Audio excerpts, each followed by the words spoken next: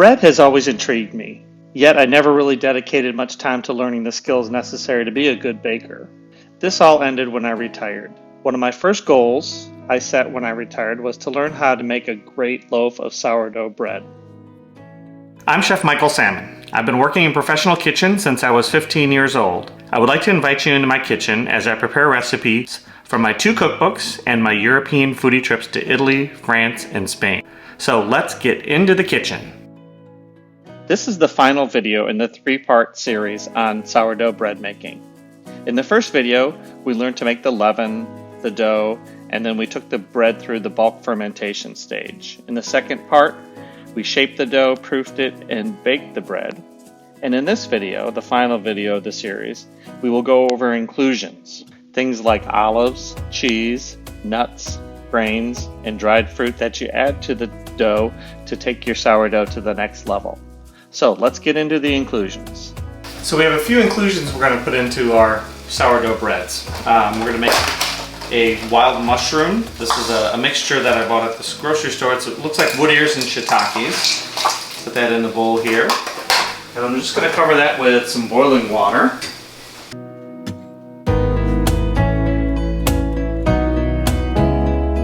And we're going to definitely want to keep all that, the soaking liquid. The soaking liquid's full of great flavor.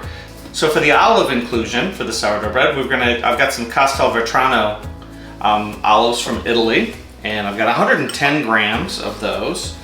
Just put those here on the cutting board, and just a rough chop. Doesn't have to be anything special. You just don't want such big pieces in there. You want it to be distributed pretty well throughout the dough.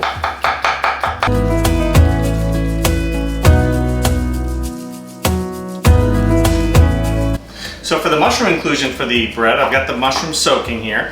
I've got 2 large shallots here that I grew in my garden this last summer. And I'm going to, I weighed these and they weigh 235 grams. And I'm going to take these and cut these up, slice these up, and then roast them in the oven for about 45 minutes or so. Get a little caramelization on them. And then the third ingredient for the inclusion is some Parmesan. This is a 22-month aged Parmesan I brought back from Italy with me from my last trip. Okay, so I'm just gonna, just a nice slice in these. Doesn't have to be anything special. Just increase the surface area so that you get some nice caramelization in the oven.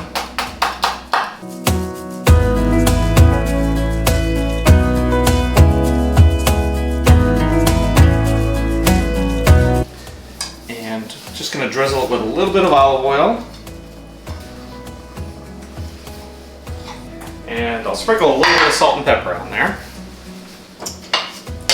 And I've got an oven at 350 degrees, and we'll get that in there. We'll roast those for, I'll set a timer for 30 minutes, but it's probably going to take about 45. So our mushrooms have been soaking here for about an hour. And I'm just going to pull those out of the soaking liquid. Now the soaking liquid in this has so much flavor in it. We'll use that in the dough, in the base when we make the dough for this bread. And all we're going to do is just a rough cut on these. And one thing, if you notice when I pulled the mushroom out of the bowl, because sometimes if there's sand in the mushrooms, that'll settle on the bottom. So you always want to decant, you always want to take them off from the top, pull them out. And if there is any sand left in there, residual sand, it'll set to the bottom and you won't get that in your bread. For an inclusion, I have the olives that are going to go in here.